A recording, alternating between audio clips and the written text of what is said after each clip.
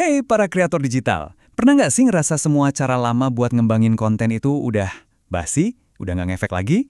Kalau iya, nah pembahasan kali ini cocok banget buat kamu. Kita bakal bongkar tuntas strategi super modern dari Agus Leo Halim yang disebut sistem operasi konten. Coba deh jujur, pernah ngerasa gini nggak? Udah posting tiap hari, udah banting tulang bikin konten tapi kok hasilnya gitu-gitu aja? Rasanya kayak mentok di tembok. Nah, dengerin ini baik-baik. Itu bukan salah kamu. Masalahnya adalah arena permainannya udah berubah total. Yap, kita sekarang hidup di era yang namanya The Great Reset. Maksudnya apa? Gini, algoritma media sosial itu udah nggak bisa lagi dibodohi pakai konten asal-asalan. Sekarang, yang jadi mata uang paling berharga itu kepercayaan. Dan kepercayaan itu cuma bisa dibangun lewat satu hal, konten yang otentik, jujur, dan benar-benar nunjukin siapa diri kamu sebenarnya. Oke, biar kebayang, ini dia peta perjalanan kita hari ini. Pertama, kita bahas dulu soal Great Social Media Reset. Kenapa semua berubah? Terus kita bakal nemuin niche baru yang paling ampuh, yaitu diri kamu sendiri. Habis itu, kita masuk ke bagian teknisnya. Sistem konten waterfall biar kerja cerdas, terus ada corong pelanggan, pentingnya punya rumah digital sendiri, dan terakhir, rencana aksi konkret buat 12 bulan ke depan. Lengkap kan?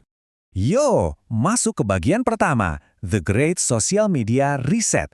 Coba deh bayangin, setiap detik ada ribuan, bahkan jutaan konten baru di-upload. Gila kan? Ini kayak lautan informasi tanpa batas. Dan efeknya apa? Konten itu jadi semacam komoditas. Murah, gampang diakses, dan akhirnya jadi nggak spesial lagi. Analogi paling gampangnya gini, ingat nggak waktu kamera HP tiba-tiba jadi bagus banget? Semua orang langsung jadi fotografer. Nah sekarang kejadiannya sama, tapi di dunia konten, semua orang bisa jadi kreator. Pertanyaannya gimana caranya kita nggak tenggelam di lautan konten yang super rame ini? Jawabannya simple tapi dalam banget, kayak kutipan ini. Orang nggak mau ngikutin brand. Mereka mau ngikutin orang. Paham kan maksudnya? Koneksi personal, itu kuncinya sekarang. Udah bukan zamannya lagi kita sembunyi di balik logo. Audiens itu nyari manusia beneran di baliknya. Jadi ya itu tadi, otentisitas jadi mata uang yang paling mahal. Nah, ini nih bagian yang butuh pergeseran mindset paling besar. Coba lupain dulu deh anggapan kalau niche itu cuma sebatas kategori kayak fashion, travel, atau kuliner. Bukan itu. Niche sejati kamu itu bukan sebuah kotak label. Niche kamu itu, ya, diri kamu sendiri. Gabungan unik dari semua hal yang bikin kamu, ya kamu. Oke, biar gampang, kita pakai analogi diagram Venn. Bayangin ada 3 lingkaran yang nanti bakal ketemu di tengah. Lingkaran pertama, mungkin identitas kamu adalah seorang pekerja korporat, ya karyawan kantoran biasa, kerja 9 to 5. Kedengarannya umum banget kan? Sabar dulu. Sekarang kita masukin lingkaran kedua. Ternyata di antara teman-teman kantor, kamu itu dikenal sebagai si jago Excel. Kalau ada data pusing atau butuh rumus aneh-aneh, semua orang pasti nyarinya kamu. Nah, ini skill spesifik kamu. Terakhir, lingkaran ketiga. Sesuatu yang personal banget dan gak ada hubungannya sama kerjaan. Kamu itu ternyata hobi lari pagi. Tiap subuh sebelum ngantor, kamu udah di jalanan. Ini adalah passion kamu, bagian dari gaya hidupmu. Sekarang coba kita lihat apa yang terjadi kalau ketiga lingkaran ini kita gabungin. Kamu bukan lagi cuma pekerja kantoran. Kamu adalah pekerja kantoran yang jago Excel dan suka lari pagi. Boom! Tiba-tiba jadi super spesifik, unik, dan yang paling penting, nggak ada yang bisa nyamain. Inilah niche kamu yang sesungguhnya, nggak bisa ditiru. Jadi poin utamanya apa? Ya ini udah stop maksa diri masuk ke kotak fashion atau travel kalau itu bukan kamu. Niche-nya itu bukan kategori. Niche-nya adalah kamu. Semua keunikanmu, keanehanmu, bahkan hal-hal yang kamu anggap biasa aja, justru itu yang bikin kamu nggak ada duanya. Sip, niche otentik udah di tangan. Terus, gimana cara produksinya biar gak kewalahan dan akhirnya burnout? Nah, disinilah kita butuh sistem kerja cerdas. Namanya content waterfall. Ingat, kuncinya bukan kerja lebih keras, tapi kerja lebih cerdas.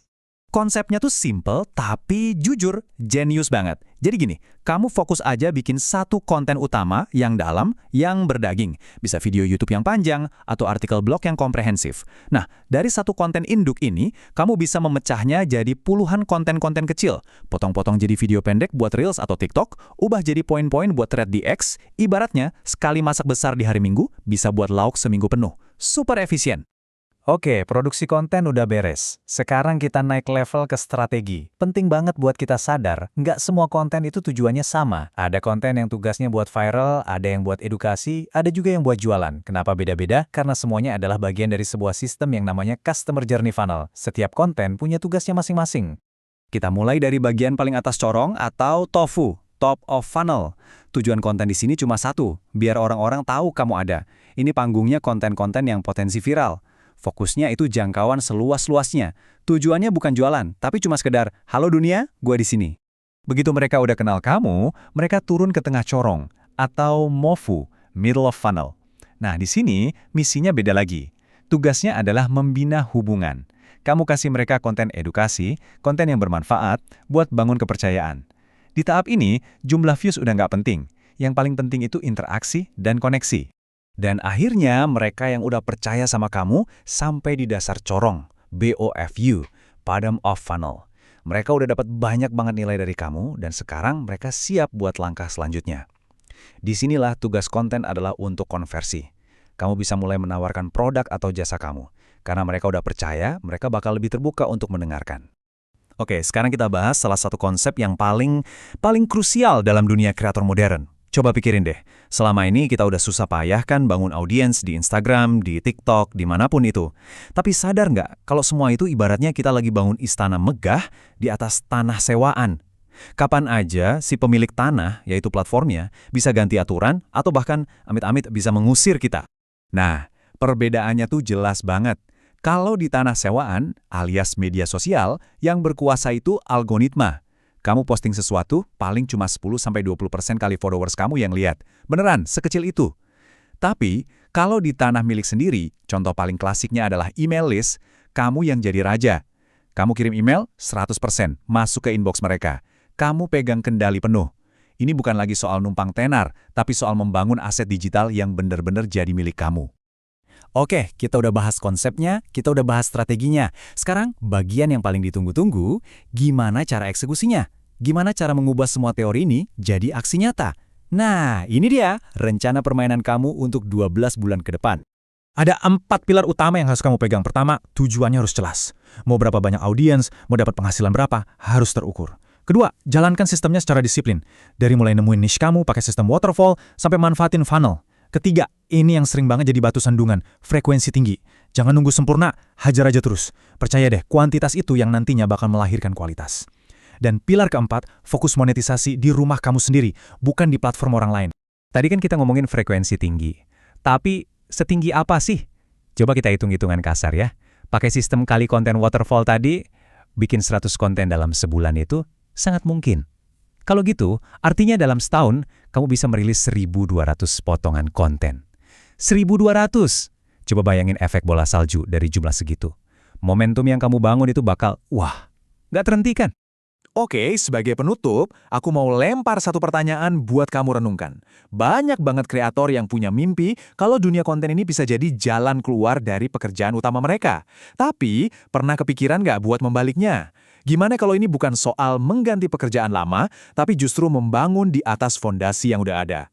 Gimana kalau pendapatan dari konten ini bukan buat kabur, tapi buat memperkuat keamanan finansial kamu, buat nambahin satu lapis kebebasan baru dalam hidup? Coba deh dipikirin lagi.